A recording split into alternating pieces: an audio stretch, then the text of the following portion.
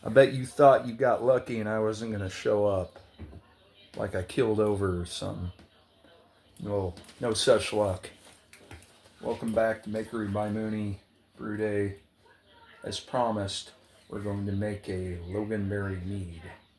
Once again, I wasn't able to, with my modest connections, wasn't able to come by either fresh or frozen Loganberry. So we're going to do the next best thing. We're going to take take frozen blackberry and frozen raspberry, honey, water, yeast, bing bang boom. It's the next best thing to Loganberry mead. Stay tuned. You.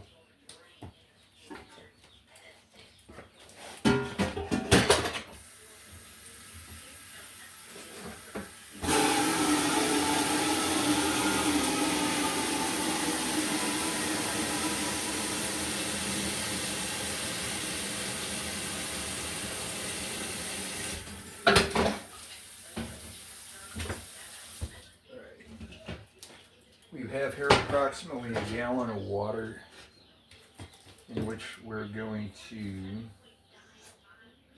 dissolve approximately a pound of honey.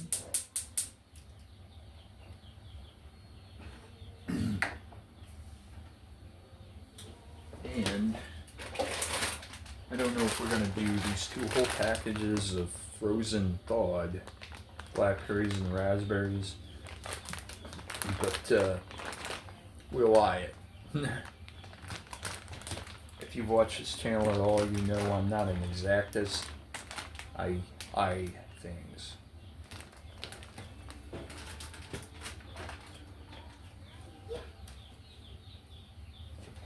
Well, that water's heating up, and it is just tap water. Again, I'm not an exactist.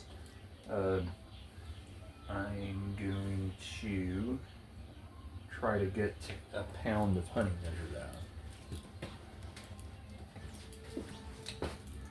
Is there a cute little honey bear container? Isn't he cute? Isn't he cute? Okay.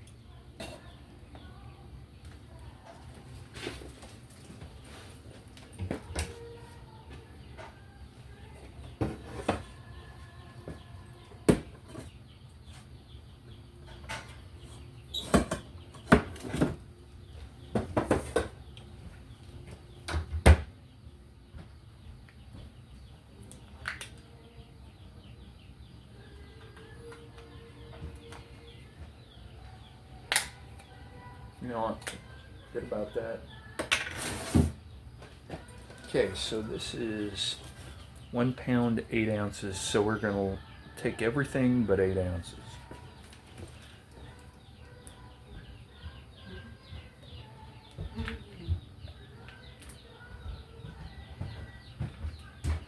And again, all this is an approximation.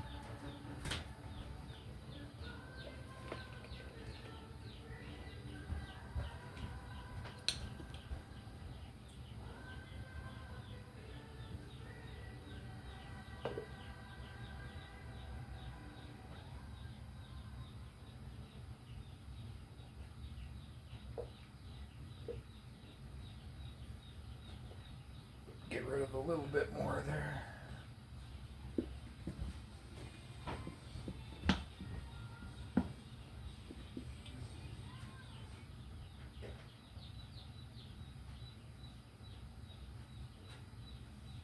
All right. We're going to leave it at that. We use the rest of that for my daughter's famous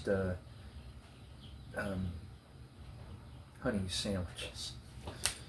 You could swear she's part bear.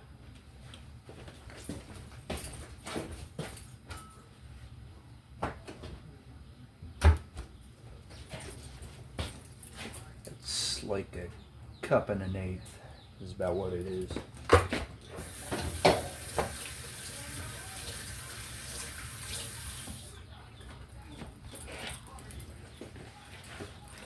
And incidentally, we want to thank you all for continuing to tune in. I know our channel's production values right now suck. But keep in mind, we're only like a month old. I intend on doing better. Just please hang in there with us. We appreciate everybody that likes and subscribes and views and all that. We really do appreciate it.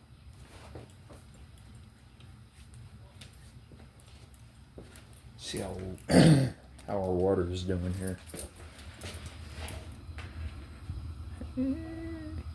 It's getting there. Let's do a skin test here. It's warm. Got a little bit of something floating in there. How do I get that?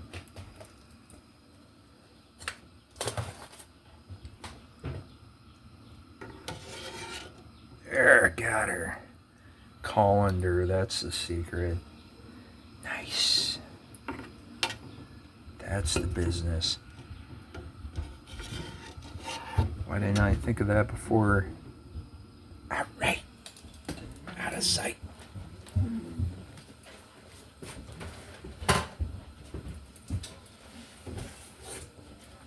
Just to keep things moving, we'll start to incorporate our honey. I think it's warm enough that you can start to begin to start dissolving it.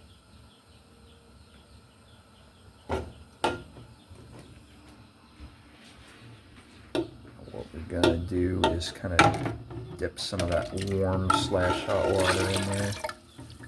Finish getting that honey dissolved.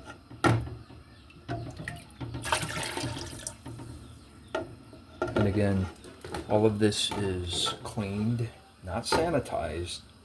I've never said it was sanitized. But something I'm probably going to repeat on every video henceforth is, although I do everything pretty well quick and dirty, you should observe all the rules. Always measure your pH, your original gravity, and your final gravity. I've been doing this long enough that I'm basically doing it by feel.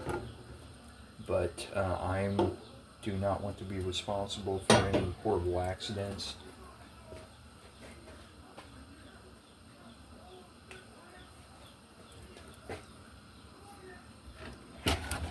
And we may add a little more honey yet.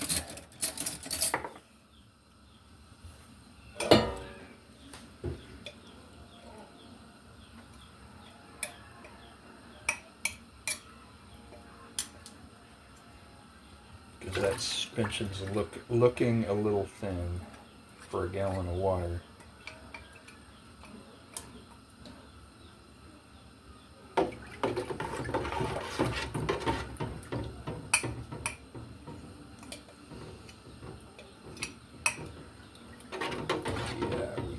Do a little bit better than that.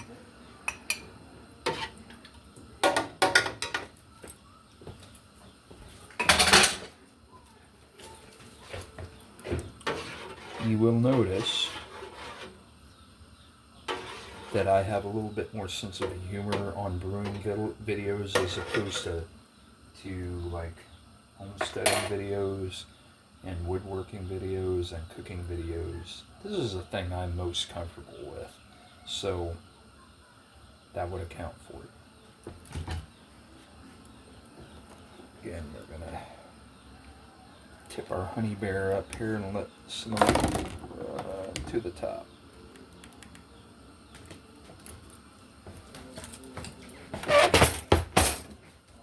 Okay. We'll dole in a little bit more.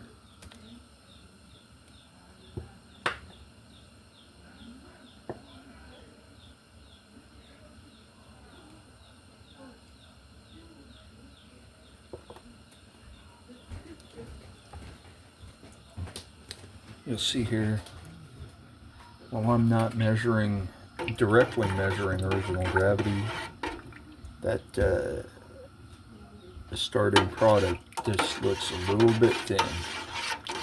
That's why I'm adding a little bit more fermentable sugars.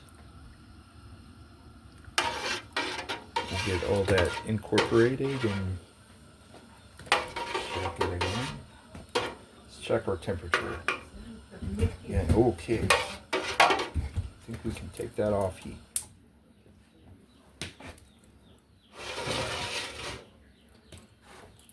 Always with brewing. What are you doing? Always with brewing. You don't want to just majorly overshoot your yeast pitching temperature, because then you're going to have to do something to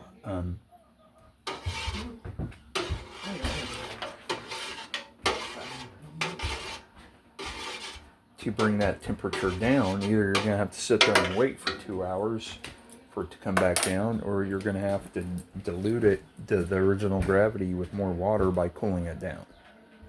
And neither one is really ideal, you know. But anyhow, I am satisfied with our guessed original gravity at this point. It's much more of a rich looking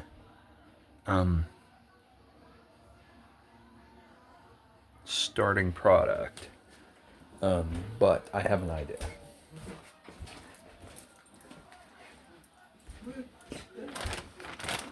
Our quote-unquote Loganberry editions, the raspberry and the blackberry, they are thawed technically, but they are not yet to room temperature, which is going to affect the temperature of this original must, if you will. Yeah, it's a must.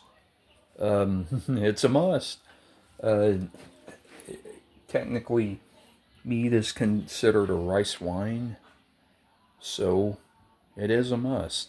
So we're going to go ahead and slice open these bags of frozen berries. And you know what? I think we're going to put the whole container of both of them in.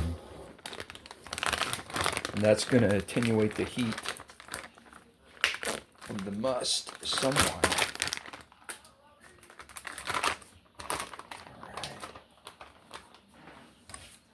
Look at this beautiful berry footage, yo. Oh, look at that. It's like a episode of Dexter. Now for the blackberries. Yeah.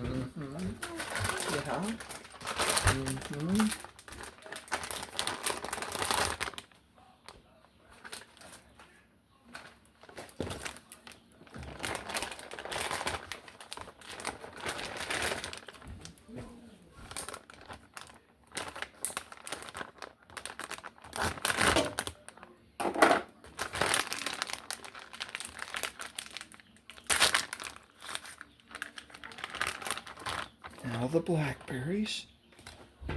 Now the blackberries.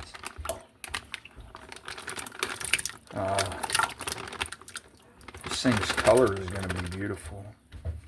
Alright. And we're going to stir all that up and check the temperature again.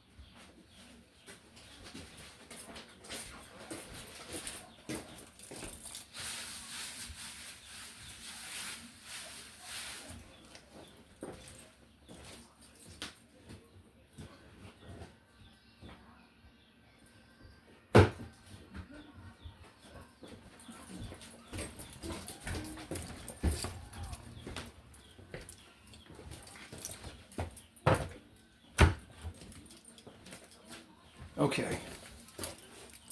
So by estimating by what I call finger temperature, in other words, I'm just sticking my finger in there and checking the temperature.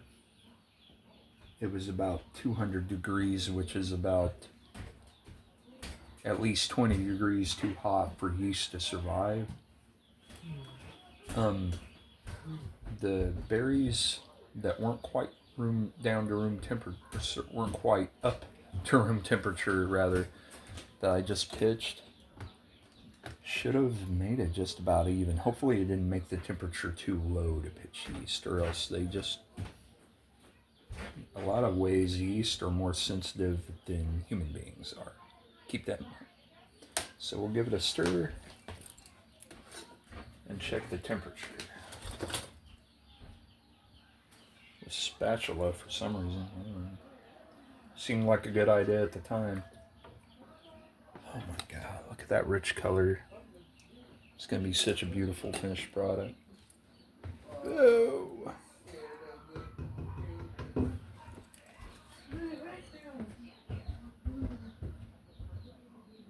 It's a bit hot yet. I think it's ironic. I was actually afraid that the temperature was going to be too far below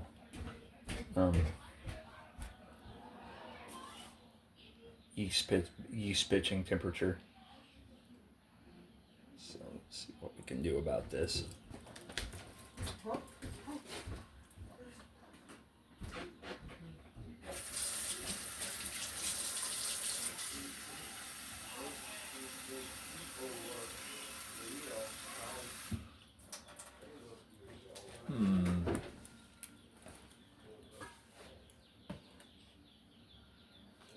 Tell you what, from just a taste from somebody that's been homebrewing for 15 years,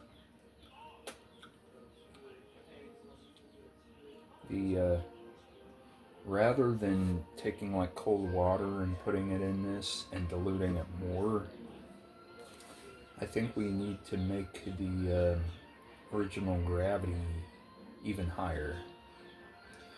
So we're going to attenuate the heat by adding honey. That's going to attenuate the heat somewhat, rather than diluting it further by adding cold water.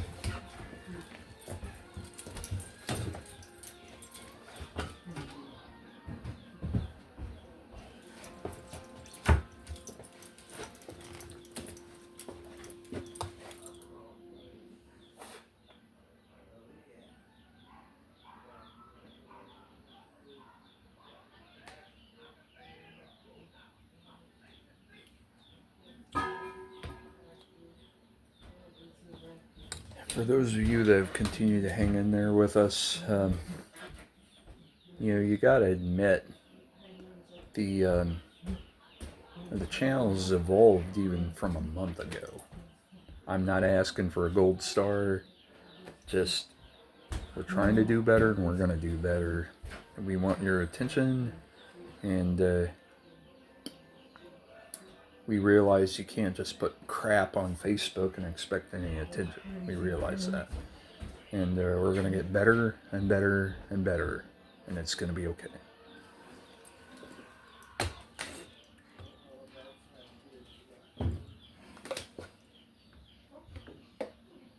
So, I don't know. At this point, we may put this entire container of honey in here. I think that's probably what we're going to end up doing. It was a pound and 8 ounces, so 1.5 pounds.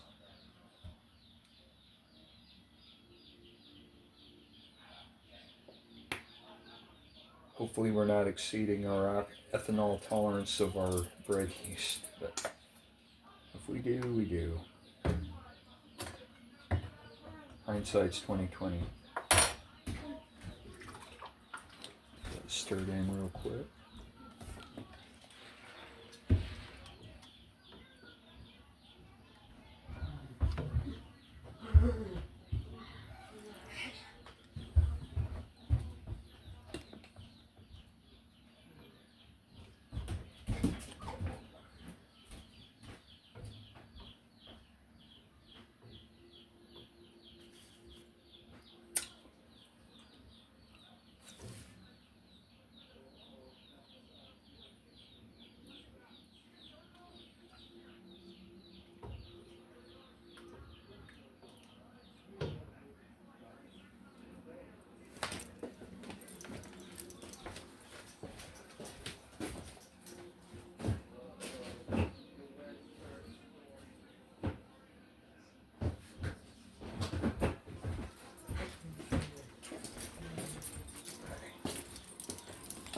guys can see that beautiful color.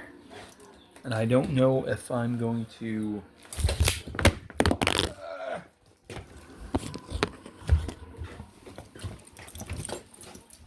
My God, stand by for news. Jesus. Alright, anyhow. Ordinarily, people basically keep the particulate matter of the fruit, the frozen thawed fruit, in the primary fermenter, just to continue to extract whatever nutrients and color and flavor. But I don't know if you can tell by this. I think it's extracted about all it's going to. So to make things easier for me, I think I'm going to leave all the particulate matter behind and just leave the fluid in the primary carboy.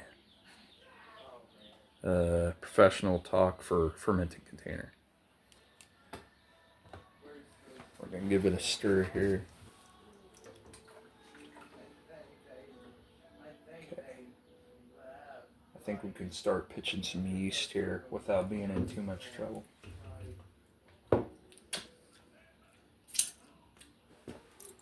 And that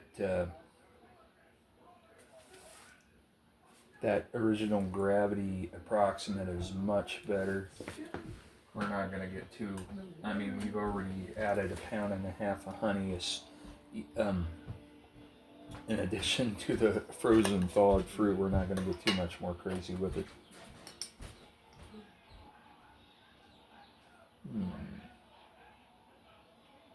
But do we want to put it in a different container, get all the fruit matter off? I just now thought of that.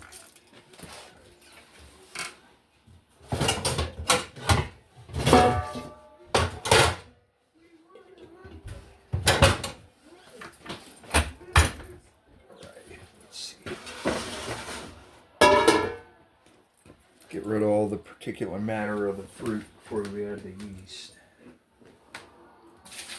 Let's find us a big old colander here.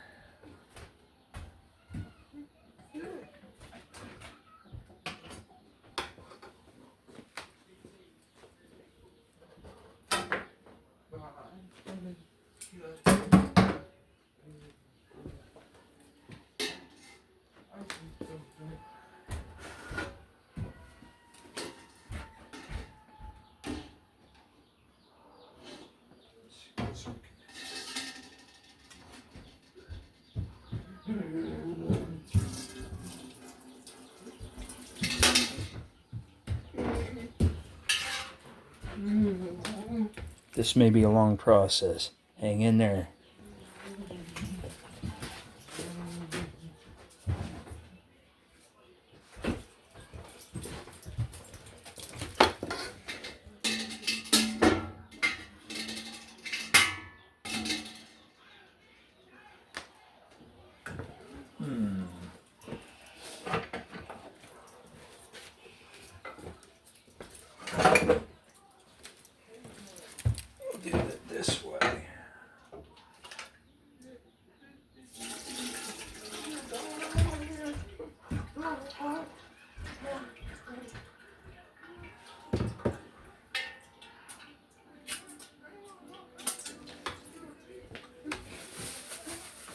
I'm going to save this berry schmutz to feed to the chickens, is what we're going to do.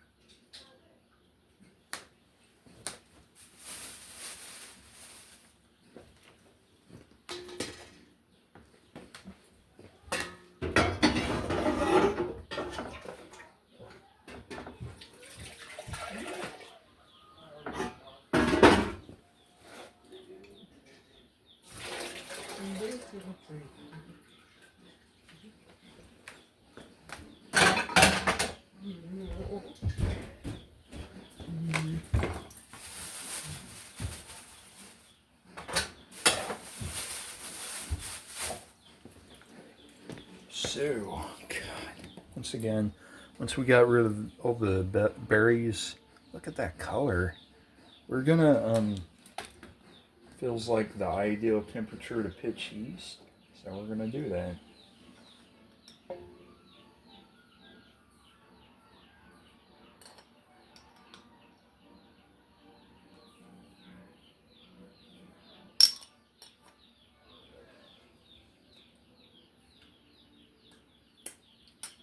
Okay. With what my perceived original gravity is going to be, this might be kind of a weak one. Might be around 8 or 9% by volume. But once again, I think we're really going for flavor profile on this. As long as it gets to maybe 8 or 9% by volume, that'll be fine with me. You know, usually I deal with bread yeast, which means that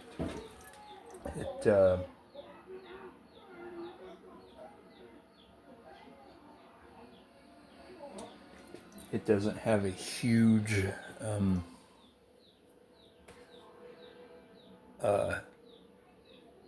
alcohol tolerance anyway, but it does handle routinely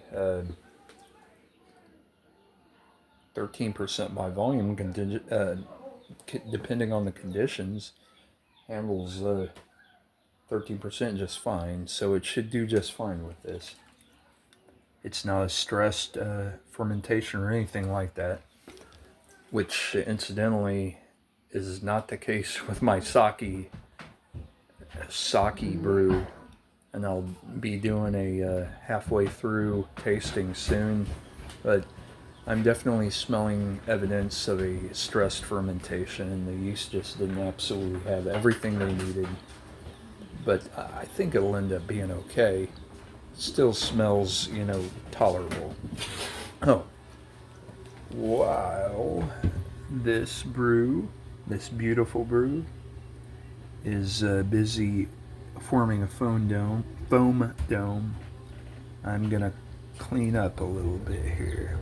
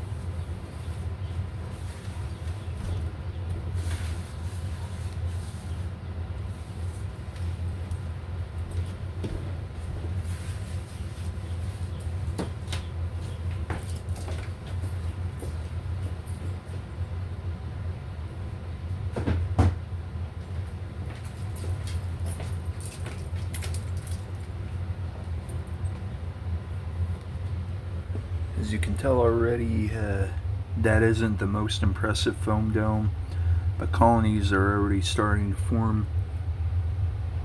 And as we let it continue to go here, it's gonna form stronger and stronger colonies.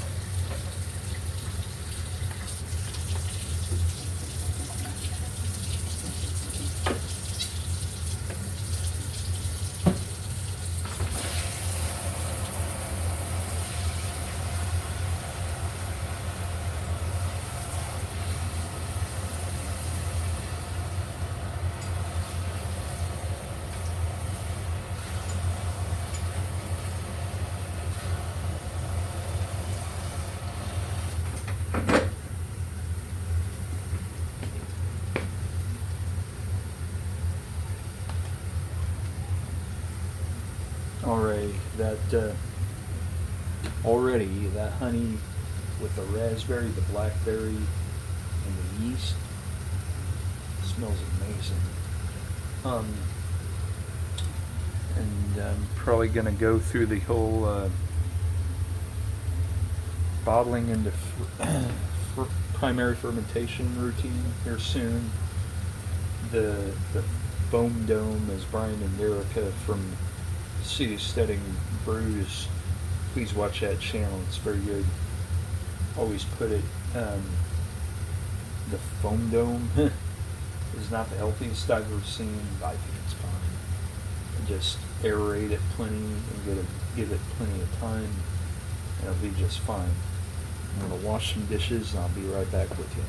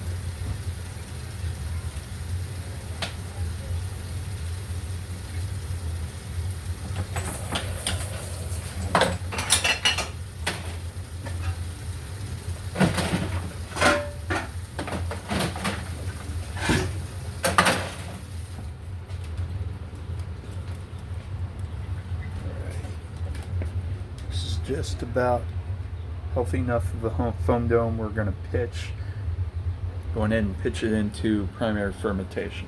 So bear with me.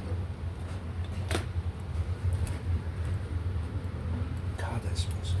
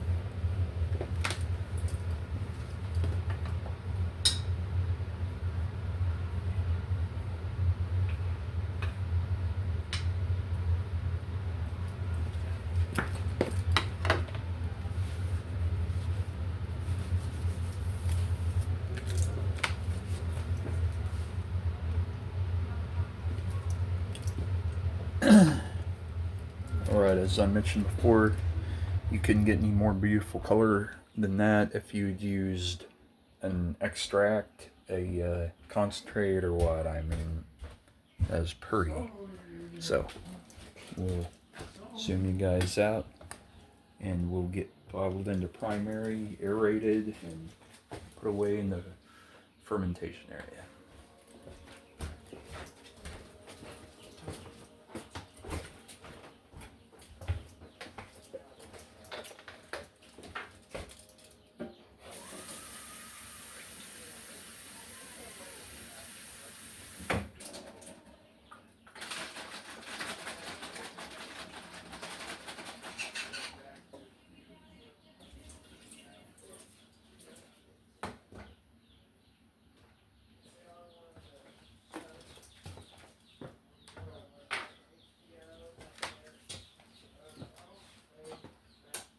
clean, not sanitized funnel. I don't go as far as sanitization, but they are definitely clean.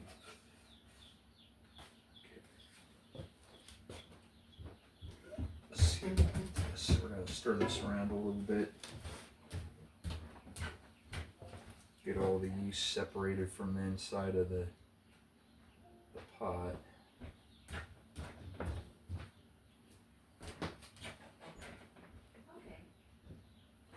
Pour this carefully into the carboy.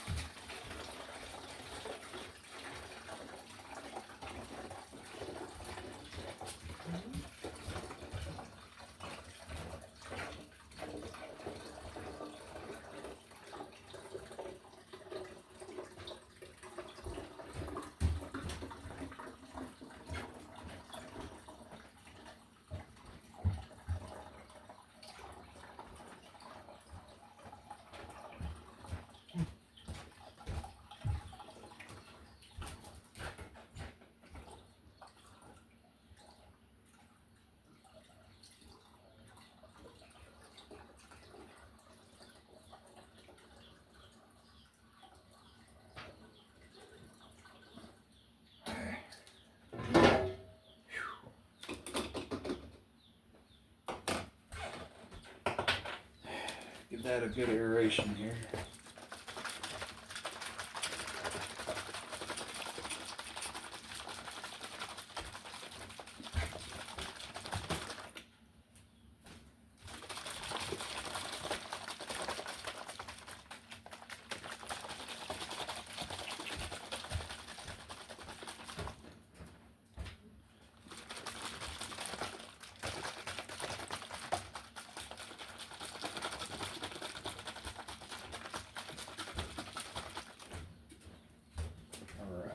Throw a cap on there.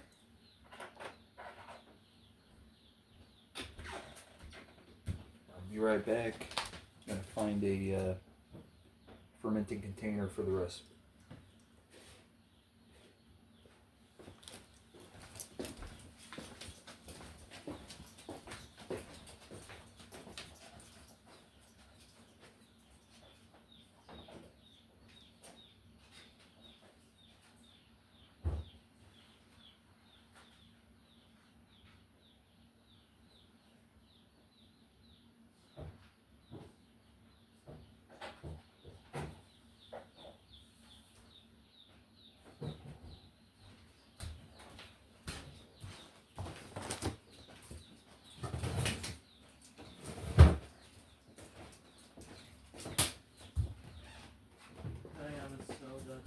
Yeah, buddy. I have an orange soda. Yeah, sure. If there's one in there, grab it.